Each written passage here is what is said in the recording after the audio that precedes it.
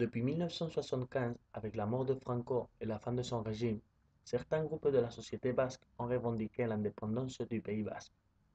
Dès l'instauration de la Constitution espagnole en 1978, il existe, en Euskadi, de nombreux conflits identitaires entre États dominants, l'État espagnol, et petites minorités, dans ce cas le Pays basque. Les cas les plus remarquables en Espagne sont celui de la Catalogne et du Pays basque, mais pourtant, on trouve d'autres cas dans le plan international. Irlande, Corse, Pays de Galles, Écosse et Occitanie par exemple.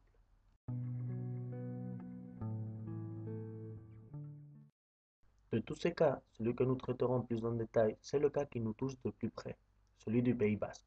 Un cas bien complexe. Ici se mélangent intérêts tantôt politiques comme économiques. De plus, une organisation terroriste, l'ETA, en basque Euskadi Liberté, s'est créée pour chercher l'indépendance à tout prix mais par la force. Ainsi, deux fronts se sont créés. Le premier situé contre cette organisation et son idéologie, l'autre défendant celle-ci et appuyant ses idées. Ce dernier front, qui a commencé sa vie politique sous le nom de Batasuna, a été illégalisé à de nombreuses reprises. Ils ont essayé successivement de se présenter aux élections sous différents noms, mais n'ont pas réussi. Cela pose un important conflit, car une partie importante de la population basque appuie ce parti, tandis qu'un autre groupe se situe bien en contre. Le débat est donc ouvert.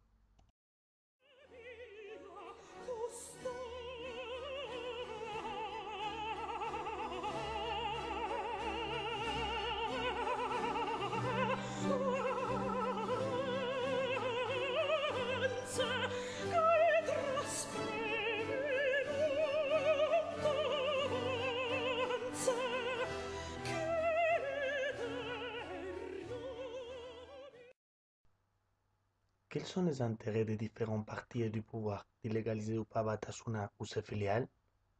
Quelles sont les conséquences de ces illégalisations sur la société?